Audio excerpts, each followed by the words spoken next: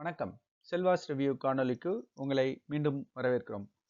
ரொம்ப நாள் ஆயிடுச்சு நம்ம ஒரு வீடியோ போட்டு.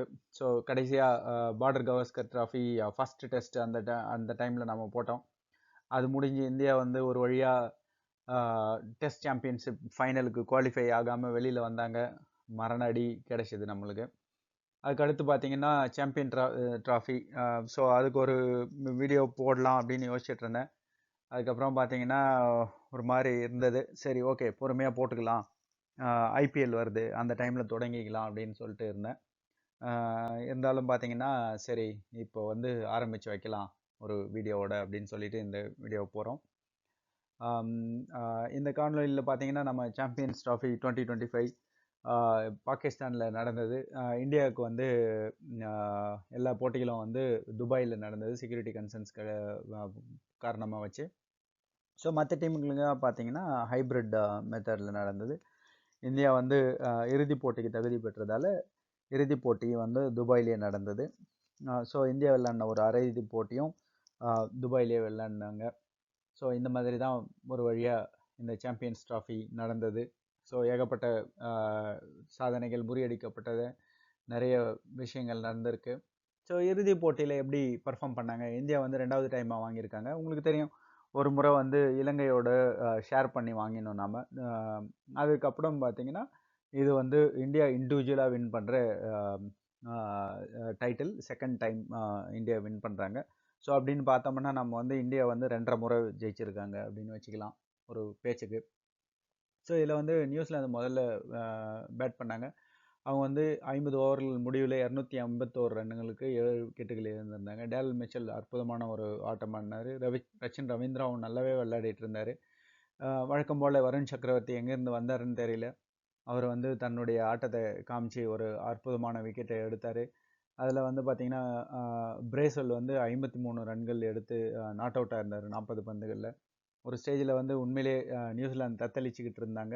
பிரேசில் வந்து ரொம்ப அழகாக லாவகமாக அவங்க அணியை வந்து தூக்கி விட்டார். ஸோ இந்திய அணி தரப்பில் பார்த்தீங்கன்னா பந்து வீச்சில் குல்தீப் யாதவ் வந்து 40 ரன்களை விட்டு கொடுத்து 10 ஓவர்கள் முடிவில் 2 விக்கெட்டுகளை கைப்பற்றினார். வருண் சக்கரவர்த்தி 45 ரன்கள் விட்டு கொடுத்து 2 விக்கெட்டில் எடுத்தார். ரவீந்திர ஜடேஜா ஒரு விக்கெட் எடுத்தார். 10 ஓவர்கள் பந்து வீசி 30 ரன்களை மட்டுமே விட்டு கொடுத்தாரு. தொடர்ந்து விளையாடின இந்திய அணி பார்த்தீங்கன்னா ஒரு 100 ரன் வரையிலும் எந்த பிரச்சனையும் இல்லாமல் நல்ல அற்புதமான ஒரு ஆட்டத்தை வெளிப்படுத்தினாங்க. ஒரு இடத்துல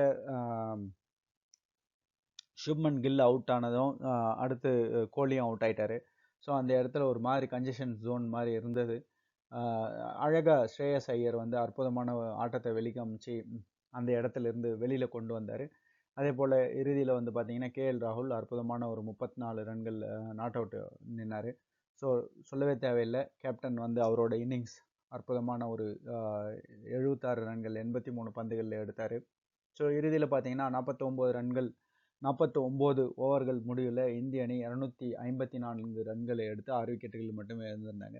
இதனுடைய காரணமாக பார்த்தீங்கன்னா 4 விக்கெட்டுகள் வித்தியாசத்தில் இந்திய அணி வெற்றி பெற்றாங்க. அந்த வின்னிங் ஸ்கோரை வந்து ரவீந்திர ஜடேஜா அற்புதமாக அடித்து விட்டார். ஸோ நல்ல ஒரு போட்டியாக இருந்தது. ஏன்னா இறுதியில் வந்து ரொம்ப நியூசிலாந்து வந்து ஒரு விக்கெட்டு விழ விழ அவங்க வந்து கொஞ்சம் ட்ரை பண்ணாங்க எப்படியாவது வந்துடலான்னு சொல்லிட்டு. ஆனால் ராகுலும் ஸ்ரேயஸ் ஐயரும் ஒரு நல்ல ஆட்டத்தை வெளிப்படுத்தினாங்க. நியூசிலாந்து அணி தரப்பில் பார்த்தீங்கன்னா பிரேசல் 10 ஓவர்கள் பந்து வீசி 28 ரன்களை மட்டுமே விட்டு கொடுத்து 2 விக்கெட்டுகளை கைப்பற்றிருந்தார். நம்ம மறக்கக்கூடாது, அவர் வந்து பேட்டிங் பண்ணுறப்போ பார்த்தீங்கன்னா 40 பந்துகளில் 53 ரன்கள் எடுத்து நாட் அவுட்டாக இருந்தார். கேப்டன் மிச்சல் ஸ்டான்னர் வந்து பார்த்தீங்கன்னா அவங்க அணிக்கு எப்பப்பெல்லாம் விக்கெட் தேவைப்படுதோ அந்த 2 விக்கெட்டுகளை அற்புதமாக எடுத்தார். 46 ரன்களை விட்டு கொடுத்து 2 விக்கெட்டுகளை கைப்பற்றினார். கைல் ஜாமிசன் ஒரு கேட்சை விட்டார், ஆனால் அவர் ஒரு விக்கெட்டை எடுத்தார்.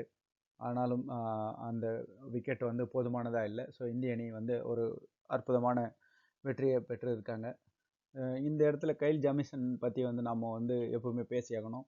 உங்களுக்கு நம்ம எல்லாருக்குமே ஞாபகம் இருக்கும், கைல் ஜாமிசனால் மட்டும்தான் வந்து இந்திய அணி டெஸ்ட் சாம்பியன்ஸ் ஷிப் ஃபைனலில் நியூசிலாந்து கிட்ட தோத்தோம். ஸோ ஒரு அற்புதமான ஆட்டத்தை வெளிப்படுத்தினார். ஆனால் இந்த முறை அவர் வந்து அந்த அளவுக்கு இந்தியாவுக்கு தொல்லை கொடுக்காம விட்டார், நல்ல வேலையாக.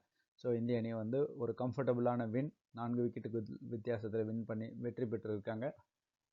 ஸோ அடுத்தது நம்ம ஐபிஎல் தொடங்குது. நம்ம வழக்கமான உற்சாகத்தோடு ஐபிஎல் பாயிண்ட்ஸ் டேபிள், ஐபிஎல் ரிலேட்டடான எல்லா காணொளிகளையும் நாங்கள் உங்களுக்கு கொடுக்குறோம். கீப் வாட்சிங் திஸ் சேனல். உங்களுக்கு வந்து இந்த சேனலில் வர தகவல்கள் பிடிச்சிருந்ததுன்னா லைக் பண்ணுங்கள், நண்பர்களோட ஷேர் பண்ணுங்கள். இந்த இந்த இந்த சேனலுக்கு சப்ஸ்கிரைப் பண்ணுங்கள். காணொளியை கண்டதற்கு நன்றி. வணக்கம்.